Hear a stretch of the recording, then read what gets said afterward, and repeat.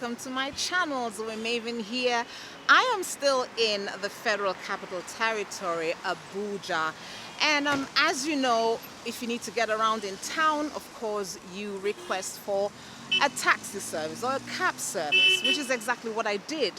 But in doing just that, I discovered that a lot of the cab drivers were graduates. In some cases, they were even master's degree holders. And that kind of got me thinking, why are so many people that are running cab services, why are they graduates? You know, why are they doing this at this time?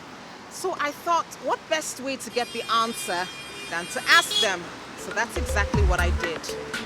It has become increasingly easy to move around with the launch of modern ride-hailing platforms such as Uber and Taxify, now known as Bolt, which have the fastest-growing ride-sharing platform in Europe and Africa amongst the lot. These platforms have now extended their coverage area to Lagos, Abuja, as well as other states in the country, and hundreds of driver partners are signed up to the platforms and are accepting rides all across the country. Out of these hundreds of driver partners, many are graduates and some even master degree holders. On a visit to Abuja, the Federal Capital Territory, I immediately noticed that the drivers whom I boarded a ride with were well spoken, and engaging with them further, I discovered they were indeed graduates and had taken this route of ride-hailing technology as a preferable option to remaining unemployed. One of these drivers is Chukwuma Kelvin, a graduate of economics from the Enugu State University of Science and Technology ISUT. He said he has been doing this for the past 2 years now. You know, after my graduation, after my service, I searched for a job, but it wasn't forthcoming. So a friend of mine who does the same business introduced me, so I have to go into it and just for the meantime to keep myself busy, instead of staying at home idle, because they said idle mind is a devil's workshop. So, and since I started it anyway, it has been helpful. Like recently, the earning actually dropped because a lot of people are actually engaging in the business because of the unemployment situation of this country. Like when I started it last year, it was flowing very well, and on average, I can get like 30K in a week. But right now, sometimes you struggle with 15K, 20K. Sometimes it will just drop. Sometimes you won't even use. The earning is not constant. It's something that fluctuates depending on your hustle and the way you go about it. But right now, it's not as rosy as it used to be when the app started newly.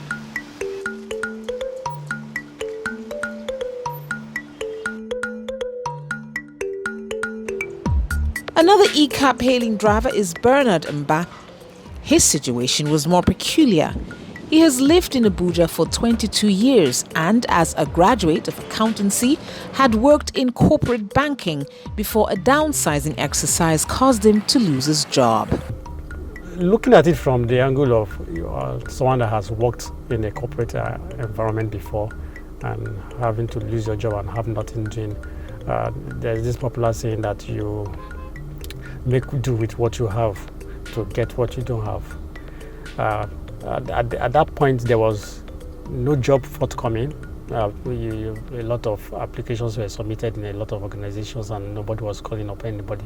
So I needed to think outside the box, and I felt, okay, this is a better avenue for one to make extra income, where you are not reporting to anybody. You have the luxury of time to yourself.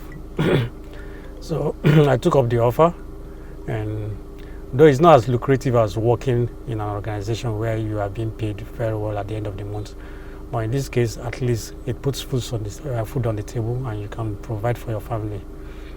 On the average, in a week, I sometimes make between 50 to 65,000 naira on the average. Okay. The competition is higher now. There are a lot of unemployed youth, even those that are employed, are even into the business now. So there are a lot of people into the pool is larger now. So a lot of people are into it, making it a little bit shrink. And probably in a day in the past you could have like 15 riders requesting for you. Now you have probably, if you are lucky enough to have 8, then you must have had a very lovely day. So, having talked to some of these drivers, one thing that I've come to understand is that they didn't really want to do this. This is like the closest to a dignified and an honorable job that they can lay their hands on without having to resort to criminal activities just to get by. And you know, running taxi services or cab services, definitely, I mean, it is as honorable as it gets, right? But when someone spends money and their time and effort to go to school, higher institution, university, and in some cases even have a master's degree, your guess is as good as mine. That is definitely not what they thought they were going to be doing at the end of it all. So it still goes to the fact that the unemployment situation in the country has to be addressed. Otherwise, we're going to see more and more of this happening, and this is not really helping the situation at all. While these new crop of taxi drivers are probably grateful for this kind of alternative source of income, no thanks to government, they are still optimistic that someday soon they will be able to work the job of their dreams.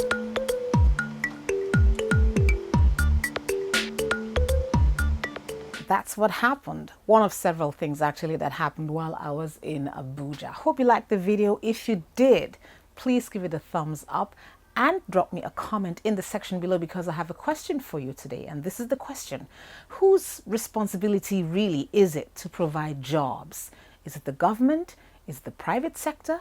Is it me? Is it you? If you have an idea or you have an answer, drop me a comment in the section below. Do remember to subscribe if you haven't yet, and have your notification icon fully activated so you know when another video drops. That's about it. I am Zoe Maven. I had an absolutely amazing time here with you today.